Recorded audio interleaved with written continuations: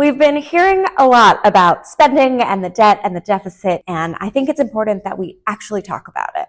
First of all, let's make sure we all understand all the different terms that we're using.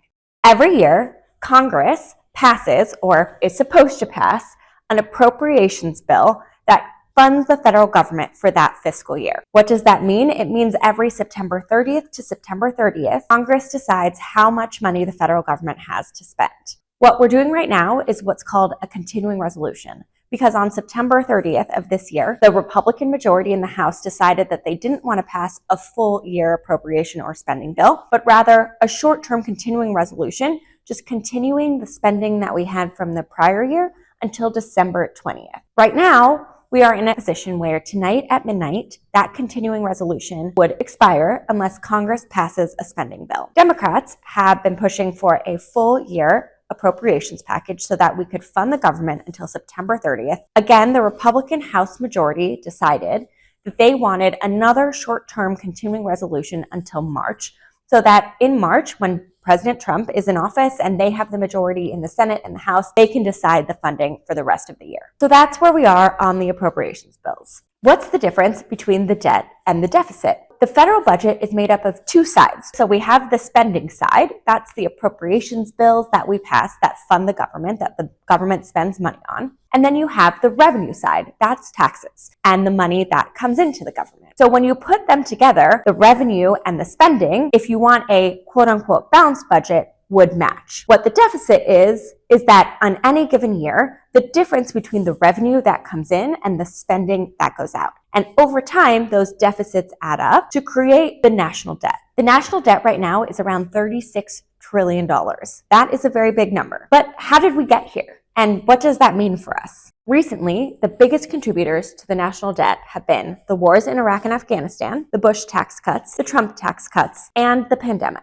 Now, you may be asking yourself, what is this debt ceiling that people are talking about right now, and how does that factor in? Why does that matter? So we actually have two different ways that we do things. Every year, Congress appropriates money for the government to spend that year. And then we also have a different piece of legislation that says this is the amount of money that you, the government, are allowed to borrow. That's the debt limit. Now, we are one of only a few countries that do this. And frankly, if you were to ask me, I think it doesn't make sense to have a debt limit at all because we are already voting on what the government should be spending money on. However, we have that. And every so often, we either raise the debt limit for a certain amount of time, meaning for this period of time, the debt limit doesn't exist, or we raise the number of how much money the federal government is allowed to borrow. So at the moment, the federal government is likely to reach the current debt limit around January, but there are some things the federal government can do so that won't actually come into effect until May to June. What Donald Trump decided at the last minute, 2 days ago, while we were negotiating government spending to do is say, while you're trying to keep the government open,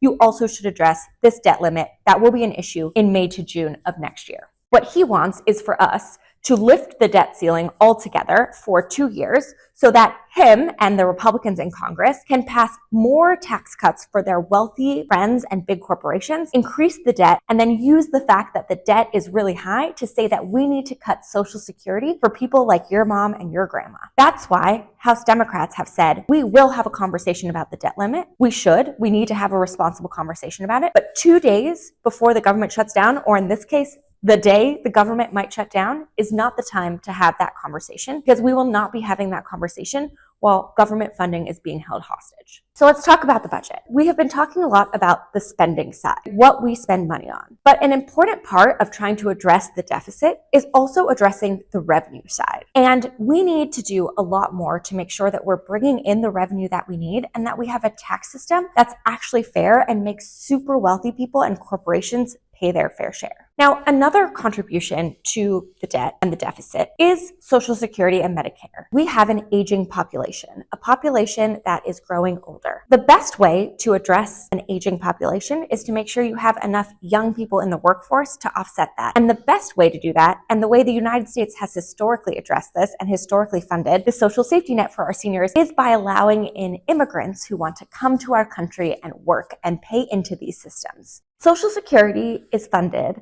Because every dollar you make, a little piece of it is taken out of your paycheck, put aside to pay for your Social Security down the road. That is every dollar up to a certain threshold. After $160,000, every dollar you make is no longer taxed for Social Security. What that means is that middle-class families are paying a lot more into the Social Security system than wealthy people who are no longer being taxed after that certain threshold. One of the most important things we can do to make sure that everyone still has the Social Security that they paid into is lift that cap and have the Social Security tax be applied to every single dollar everyone makes, regardless of how many dollars that is. Now, $36 trillion is a very big number, but a thing that's important to remember is that we can't actually think about the national debt the way you would think about personal debt. It's not actually the same as like your credit card debt, for instance, because the United States controls our own monetary policy. So we can control some of the factors that would affect the debt. The way I think about it is this. If you ask any business owner if they were going to take on debt to make an investment in something that was going to grow their company, their answer would be yes 9 out of 10 times. And that's how we should be thinking about it. The problem is not that we have debt. Almost every country, probably every country, has debt. National debt is not the same as personal debt. It doesn't operate in the same way.